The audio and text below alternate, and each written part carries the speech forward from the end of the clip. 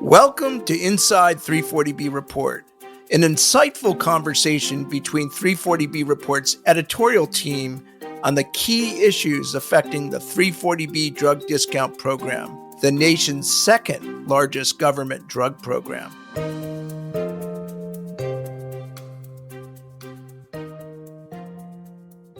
Hello, and welcome to the latest episode of Inside 340B Report. I'm Ted Slafsky, publisher and CEO of 340B Report. I'm joined today by Shannon Young and Will Newton, who are both 340B Report associate editors and senior writers. Before we dive into the latest 340B developments, I want to let our listeners know that we're pleased to offer a special 25% discount to 340B Report first-time subscribers. You can go to the subscribe tab at 340breport.com and use the coupon code podcast25 to take advantage of the discount. I know you will find our news service to be a valuable investment. Also, I want to encourage you to check out 340B Report's new business-focused podcast, 340B Leaders Up Front, hosted by a longtime colleague of mine, Anna Mangum. The podcast showcases conversations with industry executives who are at the cutting edge of innovation and leadership in the 340B space. Today, we're going to focus on the Drugmaker 340B pilot program models, which the Health Resources and Services Administration recently approved despite the ongoing federal government shutdown. We'll also dive into mixed recent federal court rulings on two state contract pharmacy access laws. And finally, we'll discuss the big gubernatorial win in Virginia for longtime 340B champion Abigail Spanberger, and what that could mean for 340B in that state. Let's start with the latest on 340B rebates. After months of debate and speculation on how HRSA's pilot would work, we finally got some details this past week. Will, what can you tell us about HRSA's approved rebate model plans? Yeah, so since our last recording 2 weeks ago, there is some bombshell news in the 340B world, which was HRSA, after months, finally announcing which Drugmaker models were approved for its 340B rebate pilot. So all the way back in the summer, as many of our listeners remember, HRSA first announced its rebate pilot program. And under that pilot, the first 10 drugs selected for Medicare drug price negotiations in 2026 were eligible. Manufacturers of those drugs could apply for approval to implement a rebate if they met HRSA's criteria, and the pilot was set to just take effect in 2026. And since that announcement, we've all kind of been on the edge of our seats waiting to see which models would get approved, particularly given that this model has faced a lot of opposition.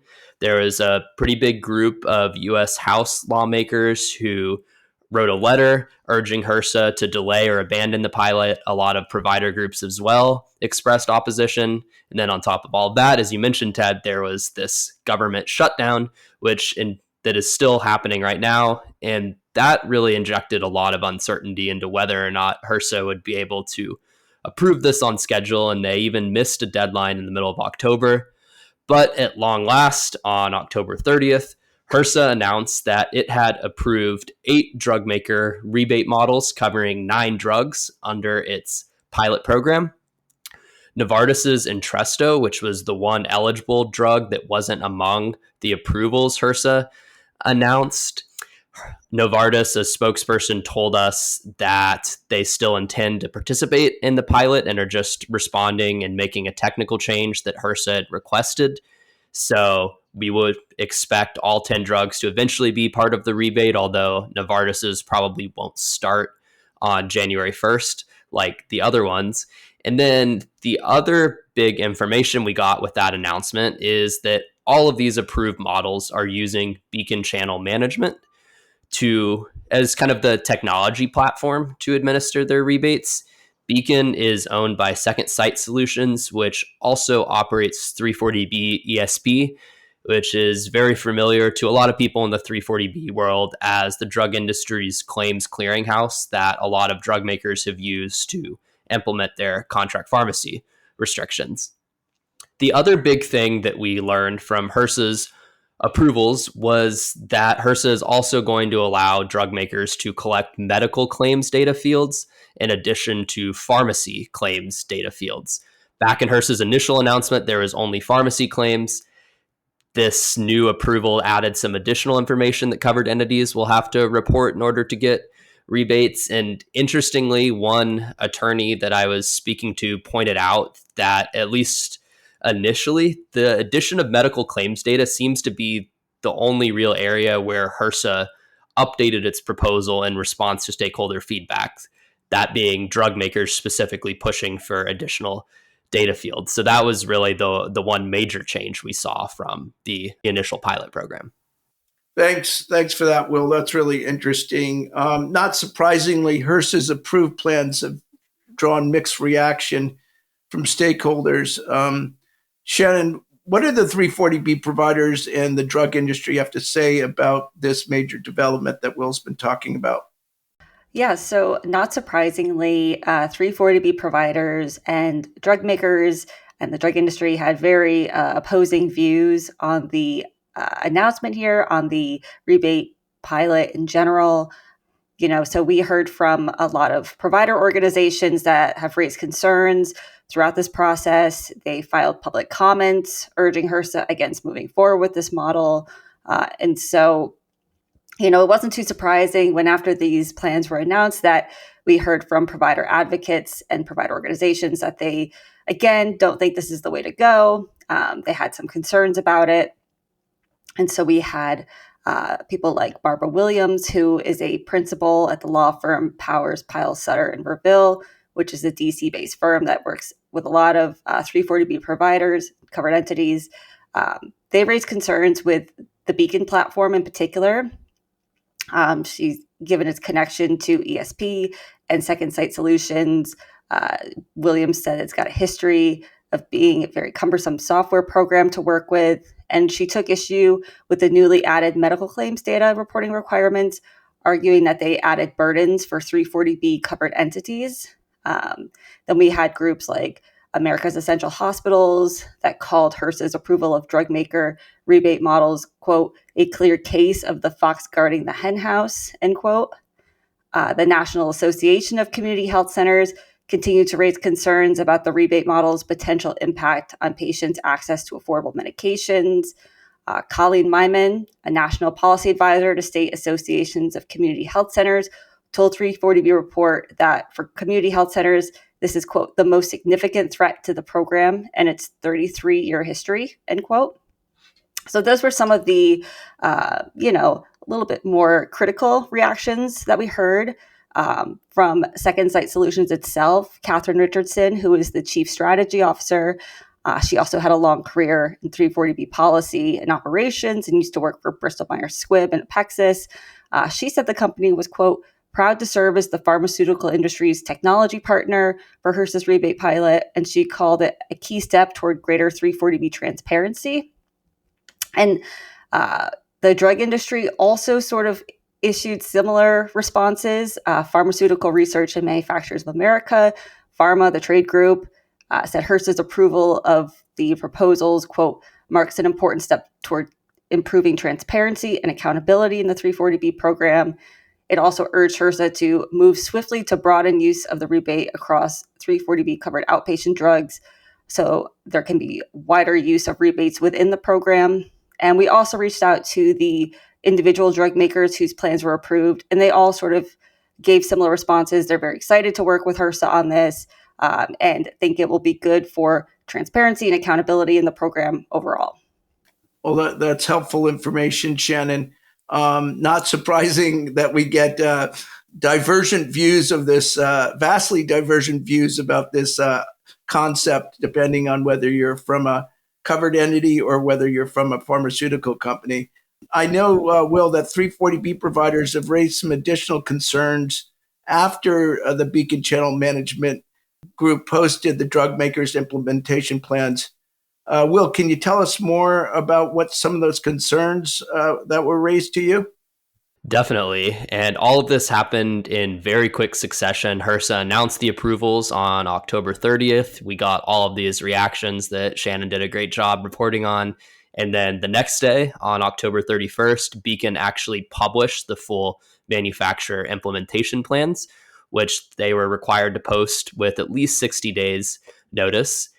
And what we saw is that there's a lot of guidelines that all of them had to follow. So they were pretty consistent about that. One of the main ones is that covered entities have to submit claims within 45 days of the date of dispense for one of these drugs. And then manufacturers have to approve or deny with documentation the rebate request within 10 days of receiving the data. So that was consistent across all of the 8 drug maker plans.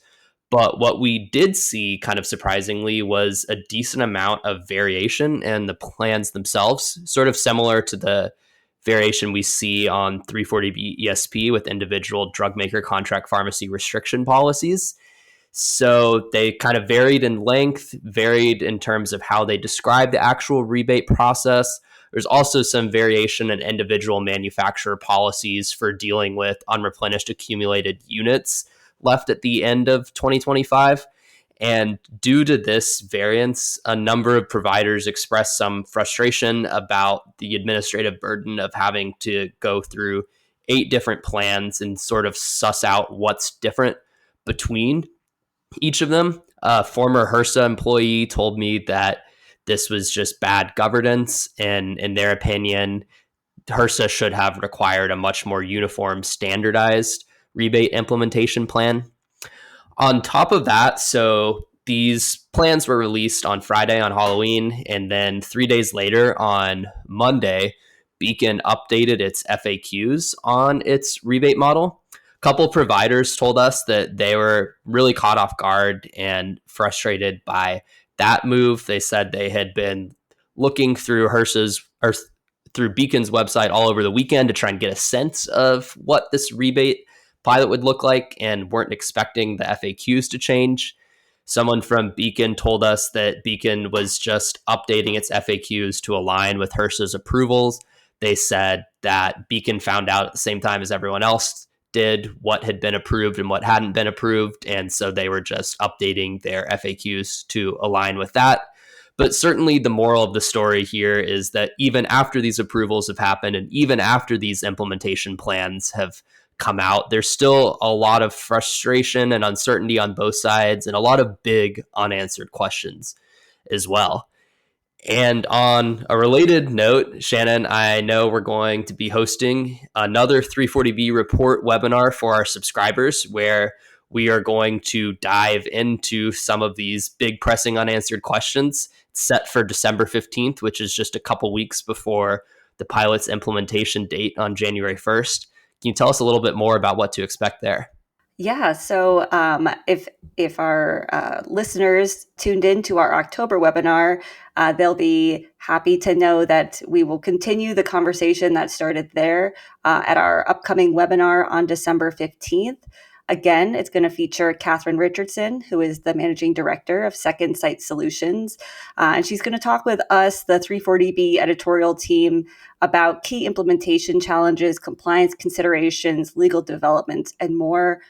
So some of those topics include how we got here and why drug makers are pushing for a rebate model, where federal courts and Congress stand on the rebate debate, navigating varying requirements across manufacturer plans, integrating Beacon's rebate platform into existing 340B workflows, and preparing for financial and operational challenges to stay ahead. So I anticipate it'll be a very interesting conversation and something that our subscribers and listeners would be very interested in learning more about.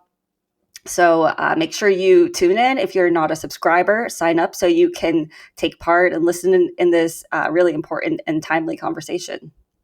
Yeah, and we'll be getting an announcement out about that webinar within a week or so. So stay tuned. But it's we timed it for December 15th, and bringing Catherine back on board, I think, will be helpful, particularly those who will have last minute questions just 2 weeks before the implementation date. So I'm excited to listen to that and hear both Shannon, you, and Will provide a little bit of background on sort of where we are with the legal cases, as well as perhaps some action on Capitol Hill and then for Catherine really to focus on the operational side and answer those more tricky operational questions. So it should be an excellent discussion. Yeah, I know I'm personally really looking forward to it.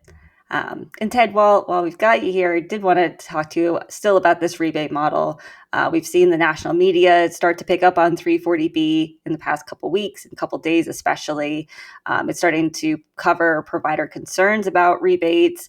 Can you talk a little bit about some of these stories and things that you've found interesting in this coverage? Yeah, just this morning, I opened up my phone to the Axios morning health feature that they do each morning. And today, the lead story was on the rebates and concerns among providers about the rebate project. And interesting, the reporter there was able to reach out and speak to the spokesperson for HHS. And that spokesperson said that they're undertaking the rebate project to better understand the merits and shortcomings of the rebate model from the perspective of affected stakeholders. I can tell you from what I'm hearing, the providers are universal in their hope that HHS finds a lot more shortcomings than merits over the next year. But we shall see. Yeah, I'm super interested as well to see how this actual rollout looks in practice. And that's been a lot about the rebate model. And before we continue with some other huge stories, we're going to take a moment to hear from one of our great sponsors.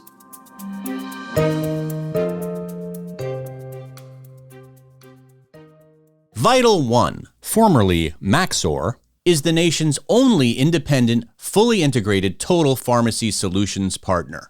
By combining pharmacy operations, 340B management, specialty pharmacy, pharmacy benefit management, and patient affordability solutions, Vital One is dedicated to helping mission-driven hospitals and healthcare providers improve outcomes, unlock revenue, and reinvest in healthier healthcare communities. Learn more at www.vitalone.com. That's www.vitalone.com. Shifting gears, we had some major legal developments in the states over the last week. Will, what can you tell us about that?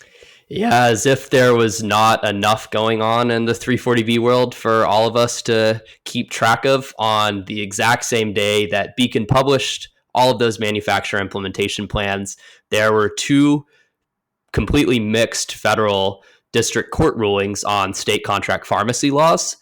As a lot of our listeners know by now, we have around 20 different states that have enacted laws that prohibit drug manufacturers from restricting the delivery of 340B drugs to covered entities and contract pharmacies in those states. Almost all of those laws have faced multiple drug industry legal challenges in federal courts, and we started to see some rulings trickle in. And on October 31st, we had two different courts in two different states issue opposite rulings. So in Oklahoma, a federal district judge granted 3 drug makers motions to block enforcement of that law, also known as a preliminary injunction. That basically means the state of Oklahoma can't enforce its contract pharmacy law, which was supposed to take effect on November 1st, while that litigation plays out. And then we had in Colorado, a different federal district judge did the opposite and denied one drug maker's motion for a preliminary injunction against that law, which means that the state, if it chooses to, could enforce its law while the full litigation plays out. So it's really interesting to get two different rulings in two different states on the same day. And if we take a step back, what we're sort of seeing on a national level is that most, but not all, have been siding with the states. We now have 9 different federal district judges that have issued rulings in favor of state contract pharmacy access laws. But we also have 2 federal district judges, one in Oklahoma, as well as one from West Virginia last year, that have issued orders against state contract pharmacy access laws, blocking enforcement while the drug industry challenges play out. Many of these rulings are under appeal, and there are a lot more other cases ongoing. And then even at the federal appeals court level, we've had two courts so far, the Fifth Circuit and the Eighth Circuit, that have sided with state contract pharmacy laws. We're yet to have a federal appeals court side with the drug industry. That said, there are a lot of cases under appeal to different circuit courts, including, the Oklahoma Attorney General's office informed us that it intends to appeal that ruling.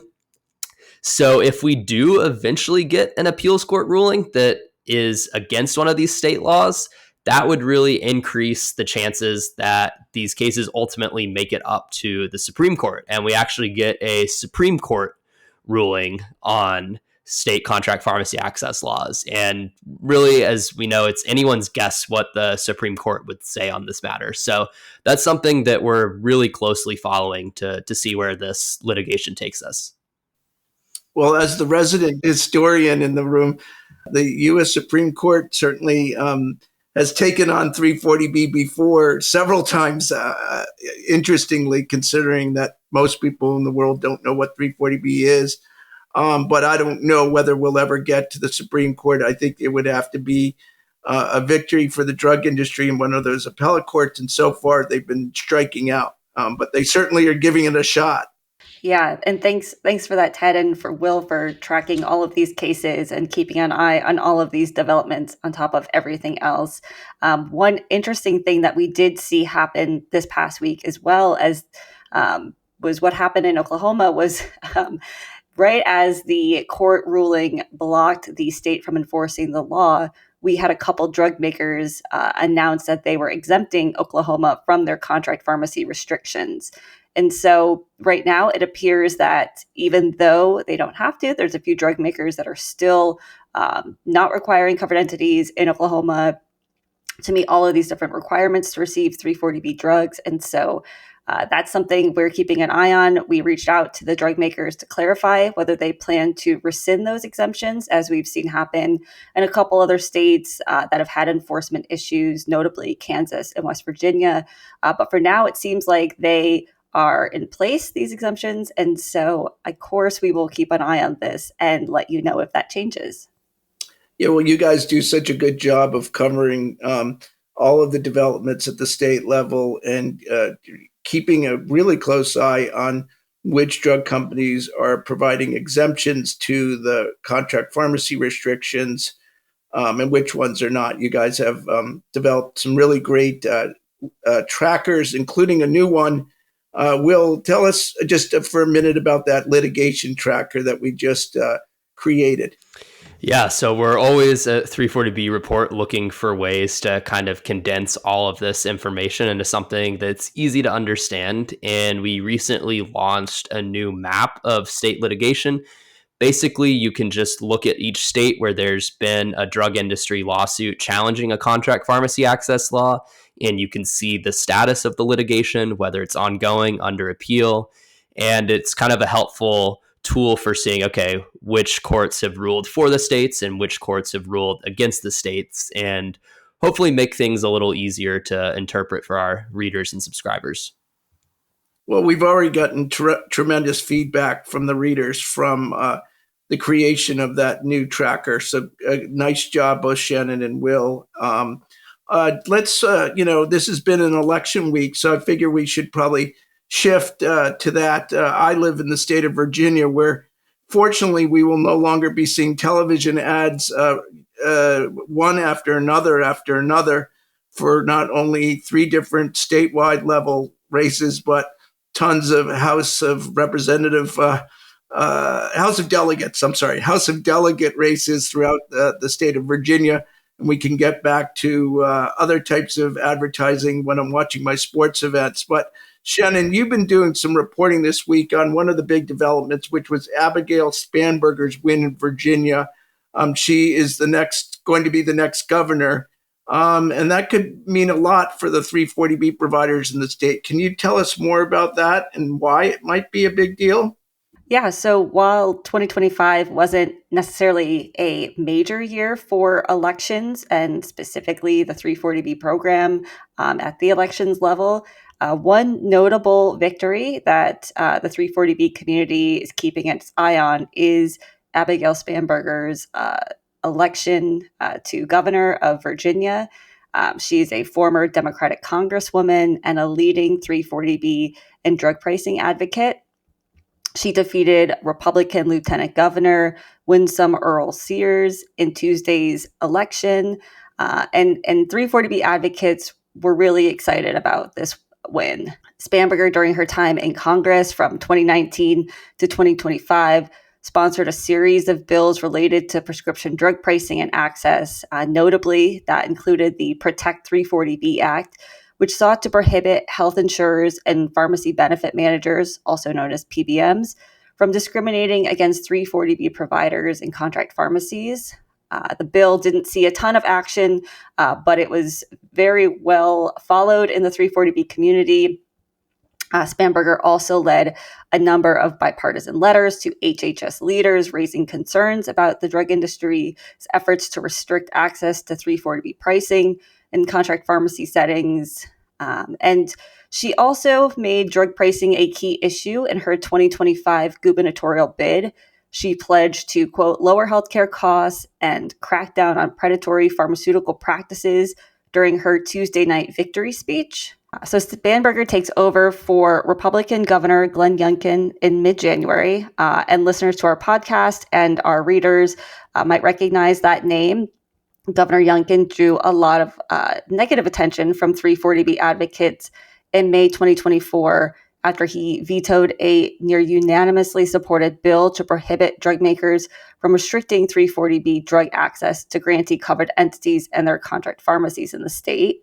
But more recently, on the other hand, he signed legislation in March of this year to expand the state's existing 340B PBM anti-discrimination protections to also include 340B hospitals. Youngkin also, more recently, in the past couple weeks, joined the leaders of AstraZeneca and President Donald Trump to announce a new investment. The Drugmaker is going to invest $4.5 billion for 2 new manufacturing facilities in Virginia. And that came as part of President Trump's efforts to lower prescription drug pricing. If you might remember from a couple weeks ago, he threatened tariffs against manufacturers who didn't invest in U.S. operations. So this came sort of as part of those efforts. And Ted, do you want to talk a little bit about the significance here of Spanberger's win for providers? Yeah, Abigail Spanberger was a real champion for the 340B program on Capitol Hill. As most people know, not every lawmaker in Washington focuses attention on such an obscure issue like the 340B program that is so technical in nature. She really embraced it and was a tremendous champion for the program, not only for her providers in the state of Virginia, but was a national leader. I know that the providers were really upset when she decided to run for governor in Virginia because they really liked her and wanted her to continue her leadership role. She's very well liked on both sides of the aisle. She's a moderate Democrat and has been very effective. But, this is a chance now for Virginia potentially to finally get a contract pharmacy protection bill enacted. On the other hand, as you mentioned, Shannon, their AstraZeneca has just announced that they're going to invest $4.5 billion in 2 facilities, manufacturing facilities in the state. So there will probably be some push and pull here, and it won't be as simple as you might expect. But nonetheless, I do think that I know that there were a lot of shouts going on throughout the state of Virginia in the 340B advocacy world, shouts of joy when she won the election and came to the stage to speak to a very large crowd. Yeah, Ted. And I mean, I've been covering the Virginia contract pharmacy access battle, and I'm sure you're right that providers are very thrilled with this news and who is the new governor of the state. And with that, we've talked about a whole lot, and that brings us to the end of today's episode. We're going to continue to keep an eye on all things 340B related, and we'll be back in 2 weeks with a new episode.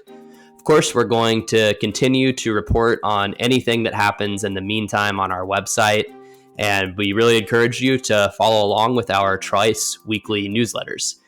And just a reminder, if you aren't a current subscriber, you can take advantage of our 25% discount for first-time subscribers only by going to 340breport.com, clicking the subscribe button, and using the discount code podcast25. Thanks so much.